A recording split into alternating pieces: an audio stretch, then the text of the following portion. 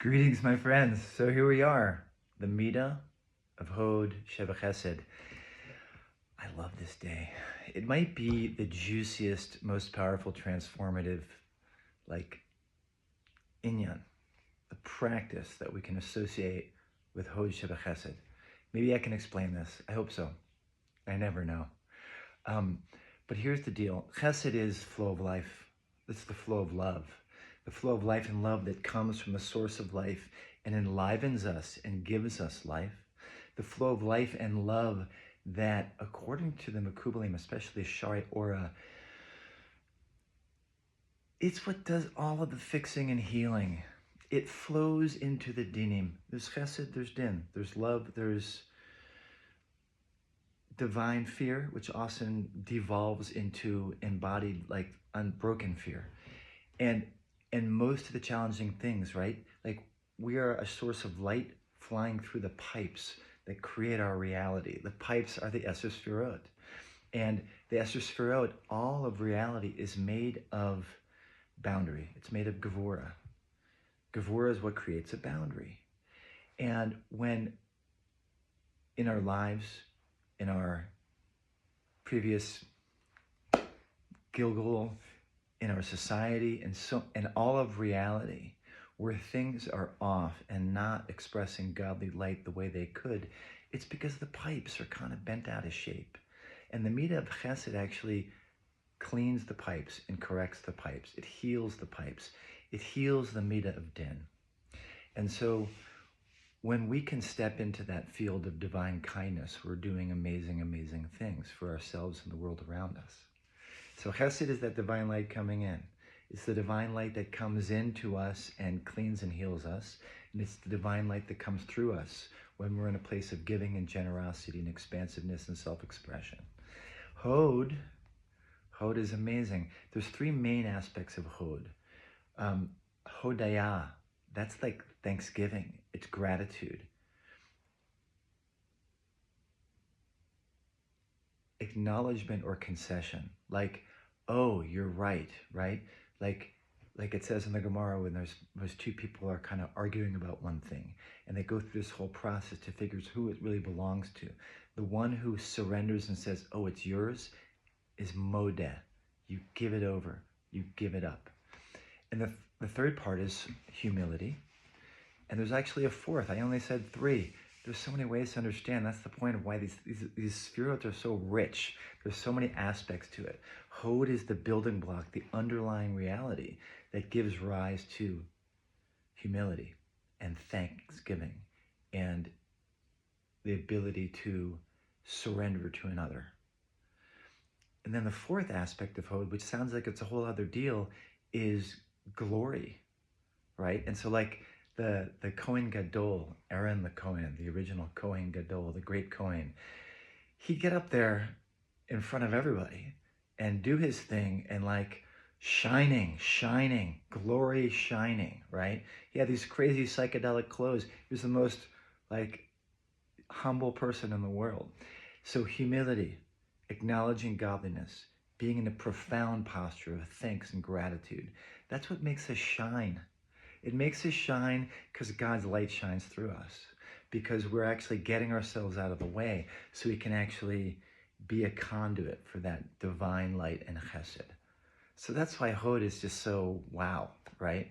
And it can be the hardest thing to do in the world, and it can be the easiest thing to do in the world, because it's really about, like, it's not me, God, it's up to you, you know?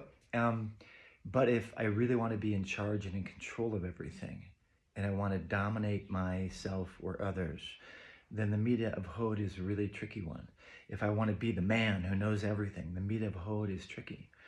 And it takes a lot of work to learn how to release the grip and surrender and acknowledge other and be in gratitude and be in humility and shine. So there's another aspect of Hod and Hodaya, which I think is so incredibly important, especially as a clinician and healer, which is really, it's about thank you. And there's so many different ways to plug into God's loving kindness when you're suffering, when you've got pain, when you've got challenging circumstances. But thank you. It may be the most direct, simplest, easiest thing, which might be why Rav Orish writes so many books about it. Garden of Gratitude. Why is it so powerful? Let's get back to the whole concept and reality that we've got an embodied separate self. We got a divine self that inheres within us and illuminates us. But frequently we're very identified with our embodied separate self. That embodied separate self is maintained and, so to speak, rehearsed and practiced like a movie over and over again. The default mode network of your brain is like, wah, wah, wah, me, this is who I am, what I think, what I feel. This is all of my biological reality, my pain processing system, my immune system. All of my biology is plugged into this individual sense of self. The transcendent self isn't bothered by that. It recognizes it. It, so to speak, wants you to heal and feel better. And it's always there to offer illumination to help that. When you're in a tight space and you're in that place of constriction around the pain, the frustration, the difficulty, and you're so constricted you barely even know you've got a transcendent self. It's really hard. Like when it's dark and you're dark to the darkness, it's impossible to know there's any light. Like, what do? Thank you.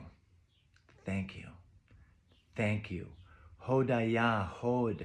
Thank you means this. It can be a sort of a controversial, like, what? You want me to say thank you for my pain? Yes, I want you to say thank you for your pain. It might sound crazy, but the point of it is this, that we have no idea. We really don't know. You know, we might be the biggest people in the world, but we're so small. You might be like the master of your kingdom, but relative to the light of Hashem, you're like a little passing shadow, like the grass that comes up and then withers. It's hard to hear this sometimes, but it's so freeing because we can surrender into the fact that there's a source of life that actually takes care of things. And so I'm going to share a little bit how I would say thank you, or how I do say thank you when things are hard. Like, I'll close my eyes, maybe I'll take some deep breaths, maybe I'll try to shift myself out of the constriction a little bit to create a little relaxation. Maybe not. Maybe I'll just go right into thank you. And thank you, I would say, like, thank you, Hashem, for this difficult problem. It's so hard for me. It's overwhelming. It's crushing me. It's breaking me. I don't know what to do about it. It's so overwhelming and difficult. I feel like I can't take it anymore. I'm suffering so much. Like, be real. Be real about what you're feeling in your heart, your embodied heart, the self that feels the pain and feels the difficulty. And from that place, you say, Hashem, I believe that you're the master of the universe, and I believe that you are good, and you want good. You want to give good. That's Chesed. I know that this must be for my good. I don't know how. I don't know if I really even believe it. But this crazy guy, Dr. Schiller, told me to thank you for the good. and all the sages tell us that too. It's not just me. It's just such a deep, deep process, not only in the Torah tradition, but in so many traditions, to shift into a place of gratitude. Because when we shift into a place of gratitude, if you give over your pain and you express what's difficulty and hard for you, and with your heart, you find a place in your heart, the tiniest little nakuda, the tiniest little point that believes that there is a source of life that is good. You don't have to call it God or Hashem or anything. You could just say you, but know that it's the ultimate source of everything. And it's the source of, and it's grounded in love. It's the source of love. It's the source of good. And go to that and say, I know that you're good and you want good for me. I don't understand it, etc., whatever is true for you, but I know you're good. Please help me to see this as good. Help me to recognize the good. Help me to appreciate the good. And from there, if you want, go forward to thanking and being thankful and grateful for other things in your life. And do it with your heart, You can go through the hard things. You can go through the beautiful, wonderful things. Regardless, finding that little point of gratitude and good and loving and appreciation, that's the Midah of Hod. And through that Midah of Hod, we draw the light of Chesed. And that's Hod Shel Chesed. Have a great Shabbos and a great Acharon, last day of Pesach, and hope to see you next week. And please let me know how you're liking these things. You can leave a comment on Facebook page, the YouTube page where it's hosted, or you could leave a comment in the group, in the WhatsApp group if you're there. If you're not in the WhatsApp group and you just found this, reach out to me somewhere, YouTube, Facebook, WhatsApp, whatever it is, and I'll get you in the group because that has the link whenever I load these things. You'll get it right away. All right. The other thing that I got some feedback, and people suggested, like, if you can try to do it closer to the morning or even the night before, the night when we count the Omer, then it's there as meditation throughout. So I'll try. Wishing you well. Take care.